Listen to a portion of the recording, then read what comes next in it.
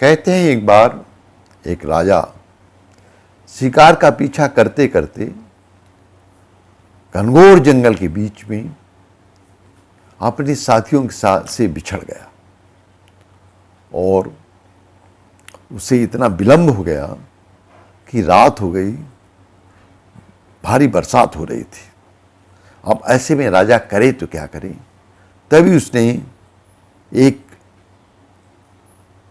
कुटिया देखी जिसमें एक किसान बेचारा दीनहीन स्थिति में रह रहा था।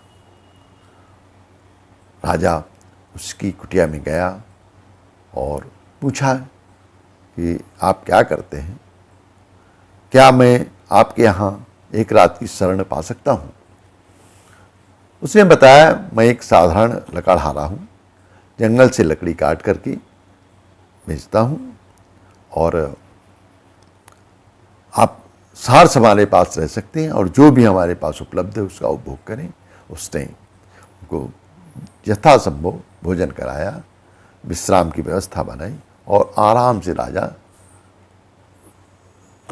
रात में सोया।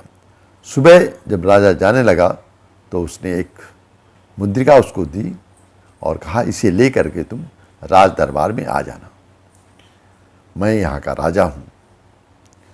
वो बहुत प्रसन्न हुआ, उसने चरण वंदन किया और गलतियों के लिए क्षमा मांगी और कुछ समय बाद वह राज दरबार में उपस्थित हुआ। तो राजा ने उसे एक चंदन का पेड़ दे दिया, चंदन का पूरा बगीचा उसे दे दिया कि जाओ तुम इस बगीचे के याद से मालिक हो और अपने हिसाब से का उपयोग करो और सुखी और आनंदमय जीवन व्यतीत करो। उसने एक साथ इतने पेड़ और लकड़ी देख करके बहुत ही प्रसन्न हुआ और उसने कुछ ज़्यादा ही बुद्धिमानी की। क्या कि उसने उस चंदन की लकड़ियों को काट करके कोयला बनाना शुरू कर दिया और कोयला बाजार में बेचने लगा। तो उसको आमदनी काफ़ी होने लगी। पहले किसी एक दो वृक्ष मिल जाते थे, उनसे थोड़ी लकड़ी काट लेता था, किंतु अब तो पेड़ों का पूरा बाग ही मिल गया था। तो इकट्ठे काट करके कोयला बनाने लगा। काफ़ी समय बीत गया।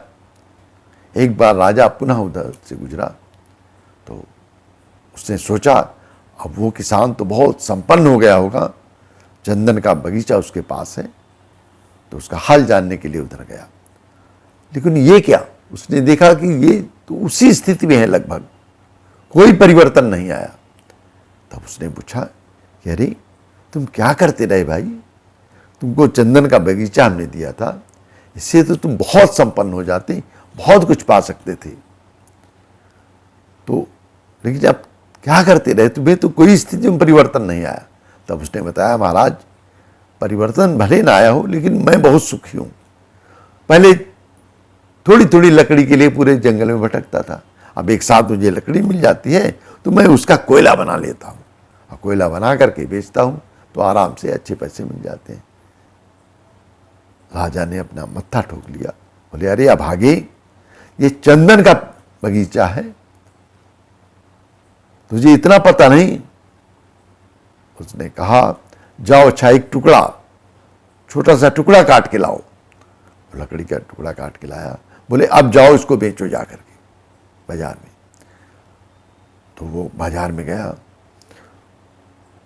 चंदन की महक से बाजार पूरा महकने लगा और उससे बहुत अधिक पैसे उस टुकड़े के मिले। तो राजा के पास वो आया, बोले अरे इतने पैसे मुझे क्यों मिल गए।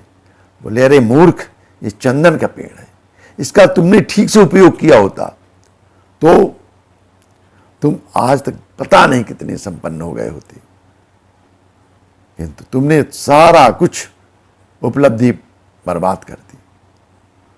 अब तो केवल तुम्हारे पास केवल 5 पेड़ बचे हैं, इनका ठीक से उपयोग करो। उस लकड़हारे ने अपनी गलती मानी और फिर वह क्रमशः उस चंदन के पेड़ों में थोड़ी छोटी छोटी लकड़ी करके बेचने लगा और थोड़े समय ही में ही वो बहुत धनवान हो गया। मित्रों, ये कहानी उस लकड़हारे की केवल नहीं है, ये हमारी आपकी कहानी है। हमको भी ईश्वर ने 100 वृक्षों का एक बगीचा सुंदर दिया था। इसे अच्छा से अच्छा उपयोग करके जीवन में हम सब कुछ पा सकते थे, किंतु हम कहीं ना कहीं ज़्यादा चालाक, ज़्यादा बुद्धिमानी, ज़्यादा होशियारी के चक्कर में उसको इस तरह से प्रयोग करते रहे जीवन कि हम जस की तस स्थिति में पड़े रहते। काश हमें सद्बुद्धि आ जाए और हम बचे खुचे वर्षों का श्रेष्ठतम उपयोग करें, तो जीवन में, शास्त्रों में जीवन की जो विशेष महत्ता मानव जीवन की बताई गई वो सारी की सारी हमें उपलब्ध हो सकती है। बस आवश्यकता क्या है? शास्त्र अनुवत जीवन पद्धति के द्वारा हम अपने जीवन का श्रेष्ठतम उपयोग करें तो हमारा ये जीवन उपलब्धियों से भर जाएगा। हम सुख, शांति और आनंदमय जीवन व्यतीत कर सकते हैं, इसमें कोई भी दो राय नहीं। बस आवश्यकता केवल एक बार पुनः अपने जीवन की समीक्षा करके उसको ठीक से संचालित करने की है। तो मित्रों, आशा नहीं पूर्ण विश्वास है हम सब अपने जीवन की समीक्षा करेंगे और ईश्वर की दी हुई इस अमानत का श्रेष्ठतम उपयोग करेंगे। धन्यवाद।